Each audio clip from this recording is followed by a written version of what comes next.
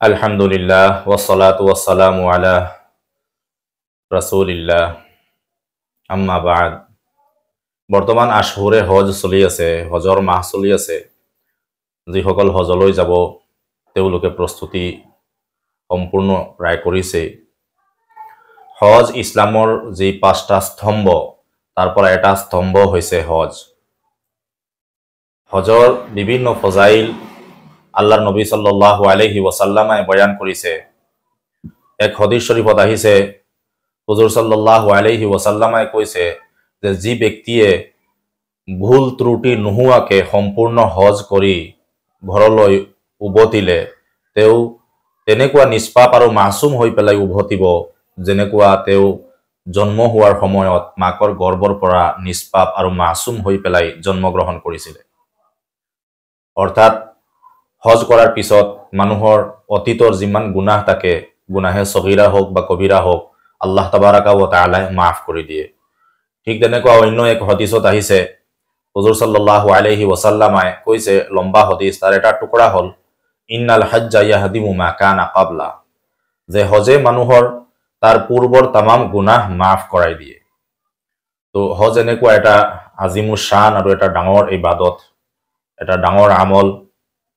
আমলৰ হৈছে টোটেল 3 প্ৰকাৰ, ফুকাহায়ে কেৰাম সকলে লিখিছে। তাৰে এটা প্ৰকাৰ হৈছে বদনী আমল, যেটো অকল শৰীৰৰ জৰিয়তে আদায় কৰা হয়, আৰু এটা হৈছে খালিছ মালি আমল, মালি ইবাদত, যেটো অকল আমি টকা পইচা ধন দৌলতৰ জৰিয়তে আমি আদায় কৰো, যেনেকে নামাজ, যেনেকে যাকাত। আৰু এটা হৈছে বদনী ও মালি, এটা ইবাদত হল যেটোত বদনৰো প্ৰয়োজন হয় আৰু মালৰো প্ৰয়োজন হয়, সেইটো হৈছে হজ। হজটো এনেকুৱা এটা ইবাদত হয় যেটো বদনী আৰু মালি দুয়োটা হয়। নামাজ খালিছ বদনী ইবাদত হয়, অকল শৰীৰৰ জৰিয়তে আমি হেতু আদায় কৰো। ৰোজা হৈছে আপোনাৰ বদনী ইবাদত, কিন্তু হজটো হৈছে মালি আৰু বদনী দুয়োটা। কিন্তু ইয়াত এটা কথা লক্ষ্য ৰাখিব লাগিব যে আল্লাহ তাবাৰাকা ওয়া তাআলা হজ্জে মবৰুৰ কৰা ব্যক্তিৰ অতীতৰ তামাম গুনাহ মাফ কৰি দিয়ে, কিন্তু সেই গুনাহ দি মুৰাদ হুকুকুল্লাহ, যে আল্লাহৰ হক যিমান তেওঁ অতীতত হক যিমান তেওঁ হেৰি কৰিছিলে সেইবোৰ গুনাহ আল্লাহ তাআলাই হজৰ জৰিয়তে মাফ কৰি দিব। কিন্তু হুকুকুল ইবাদ যিবোৰ আছে, হুকুকুল ইবাদবোৰ আল্লাহ তাআলাই মাফ নকৰে যেতিয়ালৈকে সেই বন্দাৰ হক তেওঁ আদায় নকৰিব। হুকুকুল ইবাদ মানে কি? বন্দাৰ হক। কোনোবাৰ তেওঁৰ ওচৰত টকা পইচা পায়, কাৰোবাৰ তেওঁ মাৰপিট কৰি পেলাই, অন্যায় বেবিচাৰ কৰি পেলাই মনক দুখ দি থৈছে, এই তেনেকুৱা বন্দাৰ যিবোৰ হক আছে, সেই বন্দাৰ হকবোৰ হজৰ পিছতো আল্লাহ তাআলাই মাফ নকৰে। এবাৰ নহয়, দুবাৰ নহয়, গোটেই জীৱনো যদি মানুহে হজ আদায় কৰে তথাপিও আল্লাহ তাআলাই মাফ নকৰিব যেতিয়ালৈকে সেই হকদাৰ প্ৰাপ্যদাৰ বন্দাহে মাফ কৰি নিদিব। তো আৰু বাকি হুকুকুল ইবাদৰ বাহিৰে যিমান গুনাহ আছে, যিবোৰ গুনাহ হুকুকুল্লাত পৰে, কোনোবাই নমাজত কিবা কমি কৰিছিলে বা অন্য আমলত কিবা কমিছিলে, ফৰাইজত কিবা কমি কুতাহি কৰিছিলে, ৱাজিবত কিবা কমি কুতাহি কৰিছিলে, বা কৰবাত কিবা হাৰামৰ কাম কৰি পেলাইছিলে, তো সেইবোৰ গুনাহ আল্লাহ তাবাৰাকা ওয়া তাআলা এই হজত গৈ পেলাই যদি কোনোবাই বিলকুল শুদ্ধ আৰু সম্পূৰ্ণ হজ আদায় কৰে আৰু আল্লাহ তাআলাৰ ওচৰত গৈ পেলাই যদি আল্লাহৰ ঘৰত তওবাহ কৰে, তেন্তে আল্লাহ তাআলা এই হজৰ জৰিয়তে তামাম গুনাহ মাফ কৰি দিয়ে অতীতৰ, যেনেকৈ হাদিস শৰীফত আল্লাহৰ নবী সাল্লাল্লাহু আলাইহি ওয়াসাল্লামে বয়ান কৰিছে। আৰু এটা কথা হল যে হজ যিসকলৰ ওপৰত ফৰজ হৈছে, হাদিস শৰীফত আহিছে যে তেওঁলোকে যিমান সোনকালে পাৰে, যিমান সোনকালে সম্ভৱ হয় হজটো আদায় কৰিব লাগে, সেই হজটো পিছুৱাব নালাগে। আমাৰ বহুত মানুহ আছে যে হজ কৰাৰ তেওঁ ক্ষমতা আছে, তেওঁ যিবোৰ আসবাবৰ প্ৰয়োজন হজ কৰাৰ কাৰণে সেই আসবাবৰ মালিক তেওঁ হয়, কিন্তু তাৰ পিছতো তেওঁ হজ পিছুৱাই দিছে। কিয়?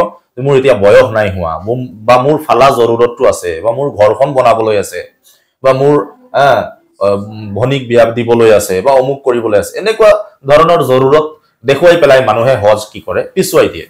তো এনেকুৱা জৰুৰতৰ কাৰণে হজ পিছুৱাই দিয়াটো বিলকুল জায়েজ নাই। ছোৱালীৰ বিয়া দিম সেই বুলি হজ পিছুৱাব নোৱাৰে, জায়েজ নাই। ঘৰ বনোৱা নাই, ঘৰ বনাম সেইটো লৈ হজ পিছুৱাব নোৱাৰে, জায়েজ নাই। ফুকাহায়ে কেৰাম সকলে লিখিছে যে একমাত্ৰ যদি নিজৰ মাক বাপেক যদি খুব বেছি অসুস্থ হয় আৰু লৰাৰ খিদমতৰ প্ৰয়োজন হয়, যে তেওঁ নহলে মাক বাপেকৰ খিদমত কৰিব পৰা বেলেগ কোনো নাই বা বেলেগ কোনো ব্যৱস্থা কৰাটো সম্ভৱপৰ নহয়, তো তেনেকুৱা ক্ষেত্ৰত মাক বাপেকৰ খিদমতৰ কাৰণে বা মাক বাপেক সম্পূৰ্ণ সুস্থ নোহোৱালৈকে হজটো এবছৰ পিছুৱাই দিব পাৰে কিন্তু তাৰ বাহিৰে যিবোৰ অজুহাতত আমি হজ পিছুৱাই দিওঁ সেইবোৰ অজুহাতত হজটো পিছুৱাই দিয়াটো বিলকুল জায়েজ নাই তো হজ যেতিয়াই ফৰজ হয় লগে লগে হজ আদায় কৰাৰ প্ৰস্তুতি ল'ব লাগে আৰু হজটো আদায় কৰিব লাগে যিসকলৰ ওপৰত আল্লাহ তাবাৰাকা ওয়া তাআলাই হজ ফৰজ কৰিছে হজ সেই সকল ব্যক্তিৰ ওপৰত ফৰজ যিসকলৰ অহাৰ যোৱাৰ থকাৰ খৰচ যিসকলে বহন কৰিব পাৰিব তেওঁৰ ওপৰত হজ আল্লাহ তাআলাই ফৰজ কৰি দিছে যদি তেওঁ সুস্থ থাকে যদি কোনো বেমাৰ ডাঙৰ বেমাৰ আজাৰ থাকে তেতিয়াহ'লে বেলেগ কথা যেতিয়া সুস্থ নোহোৱালৈকে তেওঁ পিছুৱাই থাকিব পাৰিব পিছুৱাব পাৰিব হজটো